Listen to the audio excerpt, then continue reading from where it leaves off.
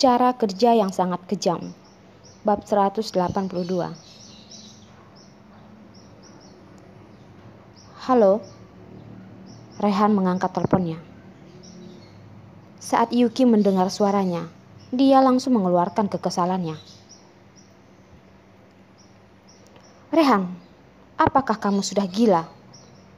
Pegawai kereta bawah tanah bernama Kaiden, apakah kamu yang membuatnya dipecat dan kehilangan pekerjaan? Iya, itu aku.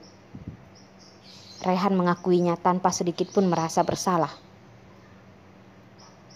Yuki merasa seperti orang gila. Rehan, kalau kamu gila, silahkan minum obat. Apakah dia menghinamu? Membuat orang dipecat. Kamu benar-benar tidak punya logika.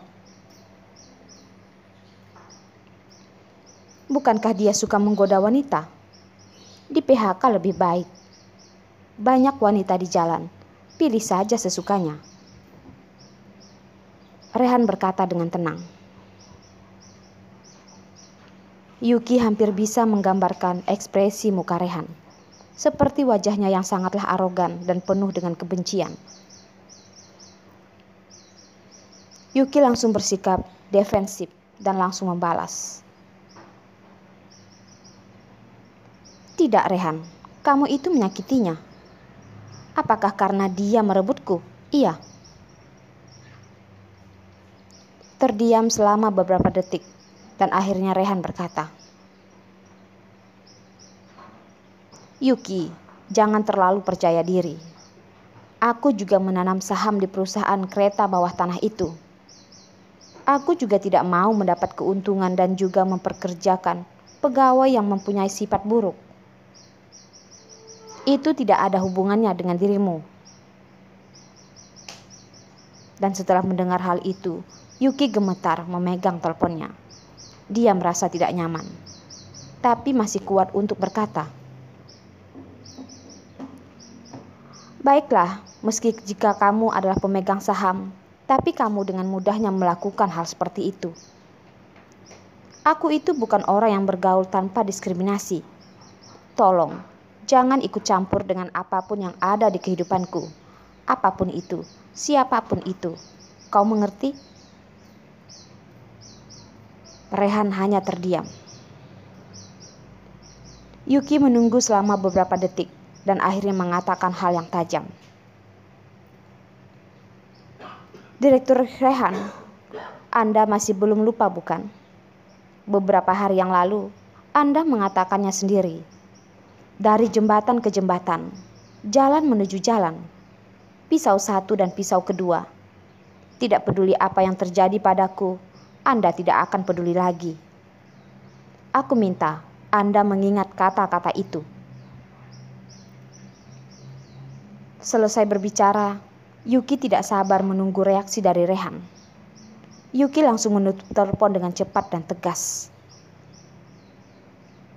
Asik, akhirnya Yuki dapat membalikkan keadaan. Rehan menutup telepon sebanyak 3 kali, dan Yuki menutupnya sekali. Dia mengabaikan, menghina, dan juga mencibir Rehan. Ini adil, benar-benar seimbang. Setelah 2 detik merasakan kemenangan, Yuki berpikir kembali.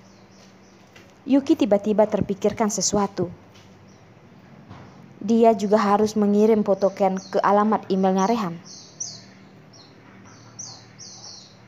Mengapa tidak ada cara untuk menyingkirkan Rehan? Yuki menepuk dahinya dan merasakan sakit kepala. Yuki akhirnya menyalin foto dari kamera ke komputer. Ketika Yuki melihat foto terakhir, Yuki ragu-ragu. Yuki tidak yakin apakah ingin mengirimkan fotonya kepada Rehan atau tidak. Itu adalah foto dirinya dengan Ken. Yuki tidak ingin foto ini ada di Rehan. Tetapi foto ini sangatlah bagus dibandingkan dengan foto-foto yang lain.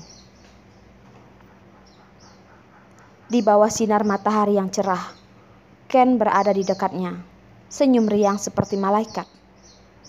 Wajahnya penuh kebahagiaan dan kepuasan. Ini adalah foto yang paling indah, lucu, dan terhangat dari semua foto Ken. Yuki tidak tahu mengapa saat melihat foto Ken yang ini akan ada selalu perasaan bangga. Meskipun bukan putranya, Yuki ingin menunjukkannya kepada dunia untuk melihatnya. Betapa tampannya anaknya itu. Setelah berpikir untuk waktu yang lama, akhirnya Yuki memutuskan untuk mengirimkan fotonya kepada Rehan. Setelah foto dikirim, Yuki segera melihat isi emailnya dan tidak menerima balasan dari Rehan. Bahkan balasan otomatis milik emailnya juga kosong. Yuki melihat ponselnya dan juga emailnya masih kosong. Tidak ada pesan teks masuk. Tidak sopan, tidak berpendidikan. Yuki berpikiran seperti itu. Yuki enggan bertanya kepada Rehan apakah sudah menerima email tersebut atau belum. Dan Yuki akan pergi tidur sebentar lagi. Seperti yang pernah dia katakan, jangan terlalu bersemangat. Apa yang akan dilakukan oleh dirinya sekarang? Hari ini, setelah lama berpikiran tentang Ken dan merasakan rasa bersalah, Yuki lelah, berbaring di tempat tidur dan berteriak beberapa kali dalam hati, dan dia segera tertidur. Di tengah malam, Yuki tiba-tiba mendengar dering telepon di samping tempat tidurnya. Jadinya dia tidak perlu menyalakan lampu kamar itu.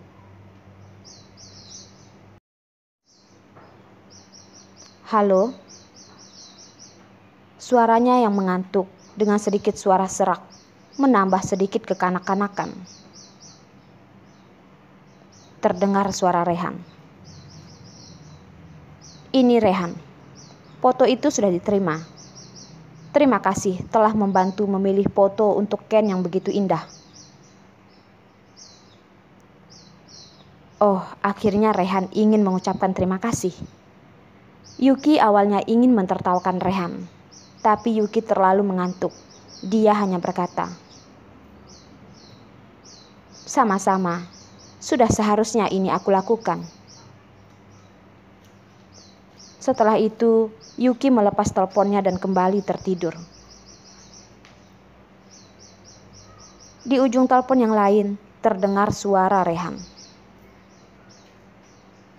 Apa itu sama-sama? Ini yang sudah seharusnya dilakukan. Bagaimana kau terdengar sangat kekanak-kanakan dan konyol? Terdengar seperti membantu nenek yang ingin menyeberang jalan. Setelah Rehan selesai berbicara, dia masih menunggu sebentar. Menunggu balasan dari Yuki. Pasti Yuki akan membalasnya.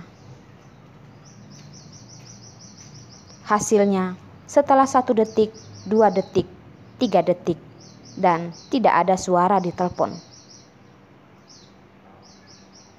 Apa-apaan ini? Rehan pun meletakkan teleponnya lebih dekat dan lebih dekat di telinganya. Suara napas yang terdengar jelas dari telepon ke ujung telepon yang lain, dan ini menjelaskan bahwa Yuki itu sudah tertidur. Wanita bodoh. Rehan tersenyum bangga dan menggelengkan kepalanya. Kecepatan tidur Yuki seperti babi. Berpikir bahwa Ken bukanlah lawan tanding Yuki. Keesokan harinya Yuki bangun lebih awal untuk melakukan wawancara. Setelah bangun, Yuki pun mengecek telepon dan siapa untuk memeriksa ramalan cuaca hari ini. Alhasil, mata Yuki tercengang begitu mata Yuki melihat layar HP-nya. Telepon Yuki masih terhubung dengan orang lain, dan orang itu adalah Rehan. Apa maksudnya ini? Kenapa bisa terjadi hal seperti ini? Apakah Rehan juga lupa untuk menutup telepon tadi malam? Tapi Yuki lupa, Rehan juga tidak boleh lupa. Jadi, kenapa Rehan tidak menutup telepon? Ponsel masih terpasang di bantal dan itu bisa menyebabkan kanker otak. Apakah Rehan bodoh? Tidak tahu akan hal itu.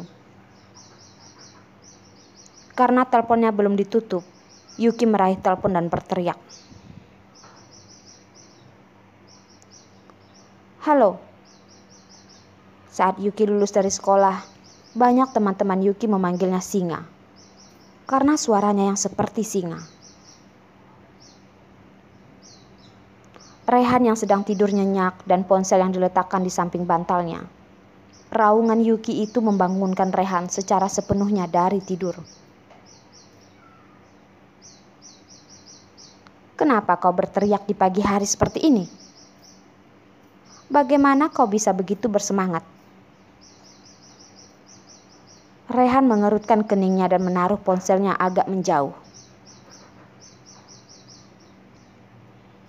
Rehan, apa yang terjadi? Apa kau berbicara sepanjang malam? Yuki bersumpah dia akan mencari tahu apa yang terjadi. Wajah Rehan yang memerah, tetapi untungnya Yuki tidak dapat melihatnya.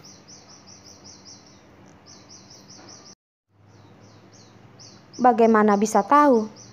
Aku harus bangun sambil menutup telepon. Setelah tergesa-gesa menutup telepon, Rehan takut bahwa Yuki akan tahu tentang apa yang terjadi semalam. Rehan duduk di tepi tempat tidurnya sebentar dan merasa jengkel ketika melihat rambut yang berantakan. Rehan pasti ngantuk, dan Rehan begitu naif tentang meletakkan ponsel di telinga semalaman, mendengar napas Yuki yang tertidur. Mendengar napas Yuki seolah-olah tidur di sampingnya, berada di pelukannya. Perasaan itu adalah perasaan yang bahagia, tapi juga memilukan. Rehan menggelengkan kepalanya dan berkata, dia pasti sudah gila. Sangat mudah menciptakan bayangan untuk putus dengan Yuki. Dan sekarang, hubungan dengan Tania belum ada keputusan. Bagaimana Rehan bisa kacau terhadap dirinya sendiri?